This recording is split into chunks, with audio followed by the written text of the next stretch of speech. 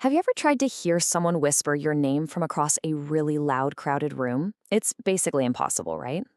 Well, what if I told you there's a technology that can pick out a signal that's literally thousands of times weaker than the noise all around it, from thousands of miles away? Today, we're going to decode the magic behind one of radio's most incredible innovations. It all starts with this number right here, -31 decibels. Now, for anyone who's not an audio engineer, you just gotta know that decibels, or dB, they're a logarithmic scale. That's just a fancy way of saying that every few dB is a huge leap in power. So this isn't just a small number. It's an almost impossibly small number, representing a signal that is just completely buried in static. To put that into perspective, this is kind of like trying to hear a single cricket chirping from across a huge field during a rock concert.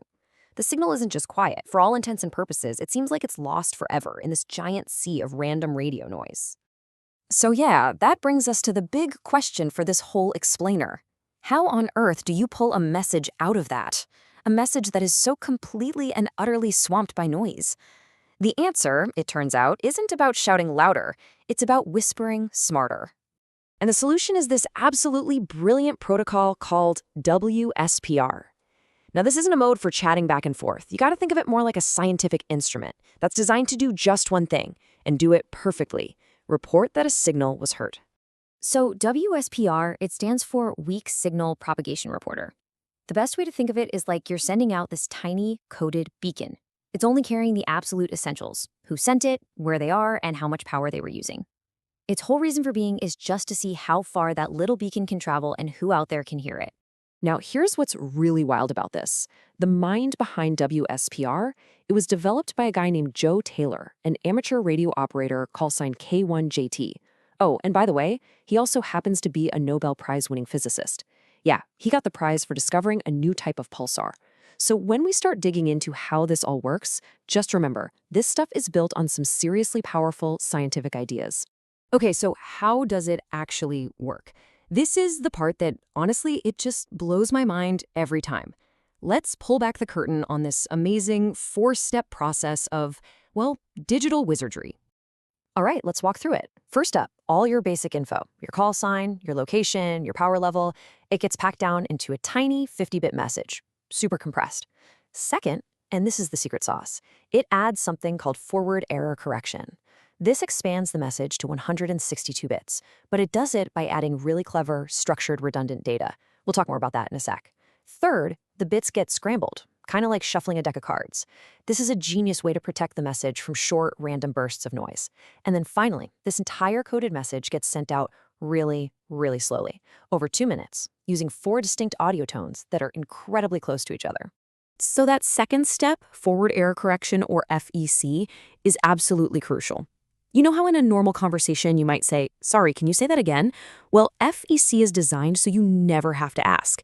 It adds extra data in such a smart way that the computer on the other end can literally piece together a broken message. It can look at a corrupted signal and go, based on the pattern, this damaged bit must have been a 1, and it just fixes it right there on the spot. No retransmission needed. And the scrambling part is just as clever. By shuffling all the bits around before sending them, it makes sure that a short burst of static, maybe from a nearby lightning strike or something, doesn't wipe out a whole critical chunk of the message. Instead, that noise just damages a few random bits scattered all over the place. And thanks to that forward error correction we just talked about, the receiver can easily repair that scattered damage. It makes the whole signal incredibly tough. And this is the payoff for all that complexity. To get the same incredible weak signal contact that WSPR can make with just 5 watts of power, you would need, theoretically, almost 2,000 watts for Morse code. And for a standard voice transmission, you'd need a jaw-dropping 25,000 watts. I mean, WSPR isn't just a little more efficient, it's operating in a completely different league. It's a total game changer. Okay, so we get how it works now, but what's the point of all this? This is where WSPR goes from being just a really clever piece of code to being this powerful tool for seeing the invisible world of radio waves. So there are thousands of automated listening stations all over the world, and they're just constantly scanning the airwaves for these WSPR whispers. Anytime a station hears a signal, it automatically uploads a little report to a central database called WSPRnet. And the result? You get a live, real-time map of radio propagation all around the entire planet. It's amazing. So what does this global map of data actually show us? Well, it tells you which radio frequencies, or bands, are open for long-distance communication right this second. You want to know the true performance pattern of your antenna? WSPR can show you that. It'll show you the best times of day to make contacts, it finds these totally unexpected signal paths, and it can even show you exactly how stuff like solar flares is affecting the ionosphere, all in real time. Let's make that a little more concrete. Let's say you've set up your antenna and you think it should broadcast best to the east and west. But is it really working that way? Instead of just guessing, you can send out a low-powered WSPR signal, and then just go look at the map. If you see a whole bunch of receiving stations to your east and west, but it's totally blank to the north and south, well, there's your answer. The data literally paints a picture of how your antenna is actually performing in the real world. WSPR also reveals these incredible patterns over time. An operator might listen on the 10-meter band and hear absolutely nothing for a whole day, and just assume, yep, the band's dead. But a WSPR station left running in the background would see the real story. At 8 a.m. on the third day, bam, the band suddenly exploded to life with signals from all across the Atlantic, only to vanish again 12 hours later. WSPR is like this patient observer that never, ever stops listening. So let's kind of step back for our final point here, because WSPR is really more than just a reporting tool.